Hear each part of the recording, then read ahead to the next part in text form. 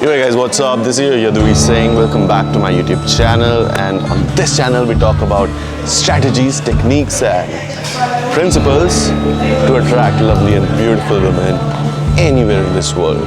And if you're anything like me, before moving forward, click the like button and subscribe to this channel. So what I'm going to do today is I'm in my Bali immersion and I'm going to take questions from my students and answer them in front of you. My students are sitting over here right in front of me. You can't see them, but you can just see me and I'll be answering their questions. And welcome to a small part of immersion where I'm answering their questions. Let's start, guys. How do you build on persistence when you have a conversation, you're being pushful, but the girl just says, I have to go to my friend. And then because you don't know her well enough, you can't really stop her. Or how do you develop that trait where you can actually command her to not go? So first of all, I want to go to my friend. It does not mean leave me. This is called as misinterpretation. And this misinterpretation is against you. You can misdirect it. So she says, I want to go back to my friends. Right. You could say, oh, are you inviting me? If my desire is strong, whatever you're going to say, I'll find reasons to stay here. But if my desire is weak, whatever you're going to say, I'll find reasons to leave from here, escape. Second reason is you're in survival mode. You're not enjoying the interaction, you're trying to survive the interaction. How do you get out of this? You need to have fun in the interaction. You need to make yourself laugh instead of making her laugh. The only way, see, if someone asks you to go and do some stand-up comedy and go and make people laugh, it's going to be very difficult for you to make other people laugh. But how easy it is going to be for you to make yourself laugh. Hi, I'm an asshole. You just made yourself laugh. The state transfers. It's the mirror neurons, the state transfers. Misdirection, for example, I'm sitting and the girl says, I don't want to sit here. I'm like, where do you want to sit? And I mean it in a sexual way. So I misdirected it. Same way she says, I want to go back to my friends. For me, it does not mean leave me now. For me, it means, she's inviting me to meet her friends. I think that's how someone who is having high value thinks, and someone with low value will think what? Oh, I'm getting rejected again. It's actually self-rejection. He's rejecting himself.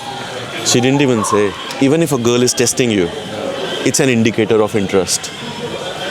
Because she can choose not to even respond to you.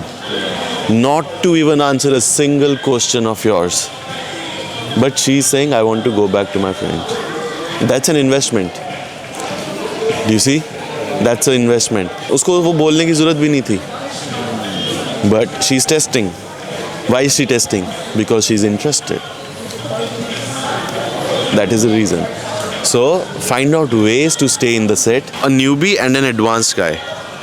If you send them, the very point at which newbie left the set, at exactly that point, the advanced guy will push through. And what is she going to love? The persistence. How will she know this guy is actually successful in his life? He keeps going for it. It's like a bull. At that point, someone has to give up, right? Why is it you? So you lose the frame as well. So you come up as a very confident guy, but you go back as a guy who might be faking it. And then your own image in your head, it goes down. Which is why I was saying, bro, at least when you're getting rejected, make the rejections fun.